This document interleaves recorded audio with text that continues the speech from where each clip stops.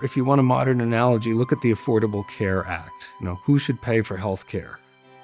Well, this is a tough issue with points of view on both sides and a lot of disagreement over how this should be done.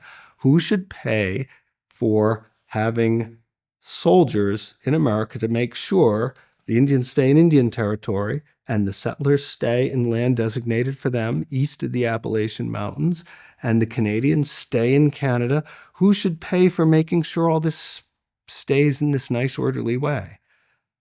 Well, the colonists didn't want to pay for this. They thought, no, not without representation in the government.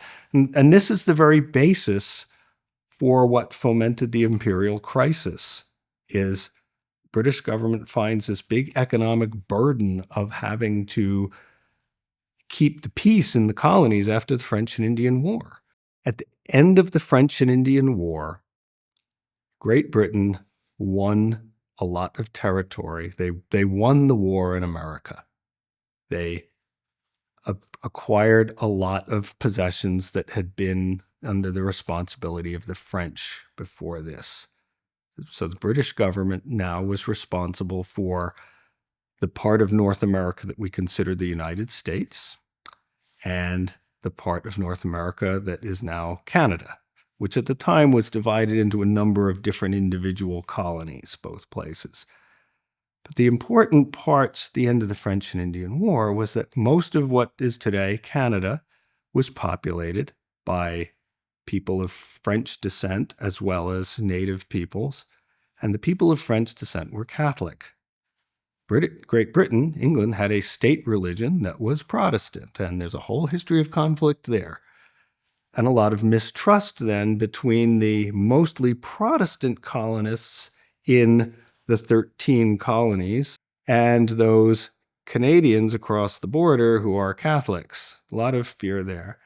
And then there's a very large swath of territory to the west of the Appalachian Mountains that, if you look on British maps from the period, is called Indian Territory.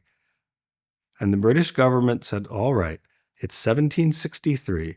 The war is over. We've got 3 populations that are tending to conflict with each other.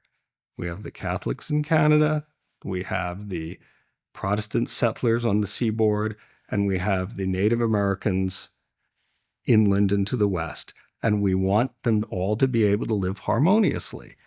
So they established very clear borders between these places. Said, all right, we will have no colonization, no settling by British settlers west of a line that runs approximately along the Appalachian Mountains.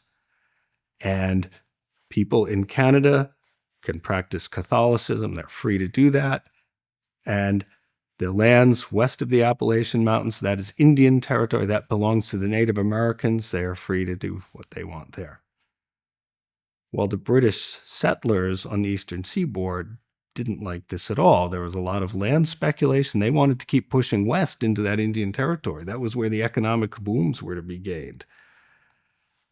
British government, in order to try to maintain these nice lines of separation and say, okay, everybody gets to live peacefully in their own areas, we're going to build some fortifications along there and establish military posts to make sure essentially that everybody stays on their own side of the line.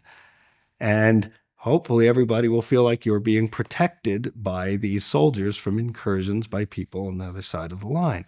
How do we pay for all these forts and maintain keeping all these soldiers now in the colonies? Well, we need a revenue stream. We're protecting the British colonists in the 13 colonies along the eastern seaboard there. How we're protecting them, so they should be paying for this protection. Let's levy taxes. We'll try taxing, what do we try taxing? We try taxing stamps. We'll try taxing paper goods. The American colonists wanted no part of this because they saw it as taxation without representation. It was never an issue just on whether governments were allowed to tax. It was an issue about whether the British government was allowed to tax without having representatives from the American colonies in the British government.